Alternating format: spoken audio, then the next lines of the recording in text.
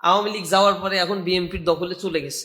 আপনার আমার কথাগুলো বলবে না। জুলাই আন্দোলনেও আমাদের নিউজ দেয় নাই তারা, কিন্তু নিউজ আদায় করে নিতে হয়েছে। সেটা হচ্ছে আমাদের কাছে সোশ্যাল মিডিয়া ছিল, মিডিয়ার মাধ্যমে এমন প্রেশার ক্রিয়েট হয়েছে, একটা দুইটা মিডিয়া নিউজ করলে বাকিগুলো প্রেশারে পরে নিউজ করতে হয়েছে।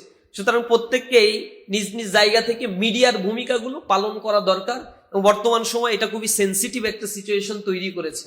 আপনারা আমার কাছে যেটা মনে হয়, বাংলাদেশে একটা রাজনৈতিক দল আছে নিজেদেরকে অনেক বড় রাজনৈতিক দল মনে করে। এটা বাই চান্স বড় রাজনৈতিক দল আমার মনে হয়, বা আমি মনে করি বাই চান্স রাজনৈতিক দল মনে করি, কারণ অল্টারনেট আর একটা দল নাই।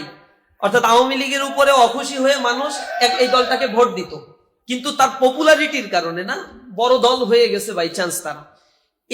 কিন্তু জনপ্রিয় না, খুব বেশি জনপ্রিয় না। এখন আবার আওয়ামী লীগ তো নাই, তার পুনর্বাসন হওয়ার আর কোনো সুযোগ নাই, এই ফ্যাসিস্টটা বিদায় নিয়েছে। এখন জামাত ইসলামী একটা বড় শক্তি হিসেবে আবির্ভাব ঘটেছে, কিন্তু 15 বছর তো জামাতের কথাগুলো, এই দ্বীন ইসলামের দাওয়াতগুলো আমরা মানুষের কাছে পৌঁছাতে পারি নাই। মানুষের কাছে ইসলামী শাসন কি, শরিয়া কি, এটা বুঝাতে পারি নাই। শরিয়া বলতে মিডিয়া কুয়ের মাধ্যমে, মিডিয়া ট্রায়ালের মাধ্যমে পশ্চিমা অপসংস্কৃতি আর কালচারাল হিজিমনি দিয়ে আমাদের পার্শ্ববর্তী যে ভারত তার আধিপত্যবাদ বিস্তার করেছিল, এরা সবসময়ের জন্য আমাদের শত্রু। আল্লাহ রাব্বুল আলামিন কোরআন শরীফের ভিতরে 1500 বছর আগে এই শত্রুকে আইডেন্টিফাই করে দিয়েছেন।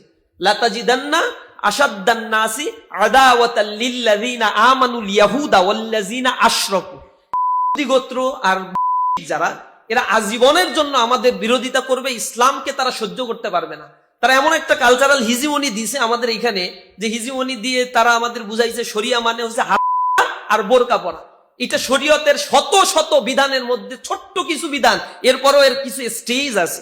কিন্তু শরীয়ত বলতে ওই যে আমরা টেলিভিশনে গেলে মহিলারা মুস্কি হাসি হাসে আর এগুলো বলে, আপনারা কি শরিয়া আইন বাস্তবায়ন করবেন, তার মানে বোরকা পড়বে।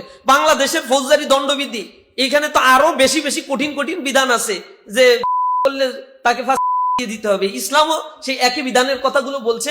ওইটা নিয়ে তাদের আলোচনার বিষয় না, ট্রেডিশনাল এই ল নিয়ে, অথবা হচ্ছে ব্রিটিশদের প্রচলিত সেই আইনগুলো নিয়ে তাদের কথা না। এখানে অনেক কাঠিন্য আইন আছে যেগুলোর মাধ্যমে মানুষের মৌলিক মানবিক সকল অধিকারগুলোকে নষ্ট করা হচ্ছে।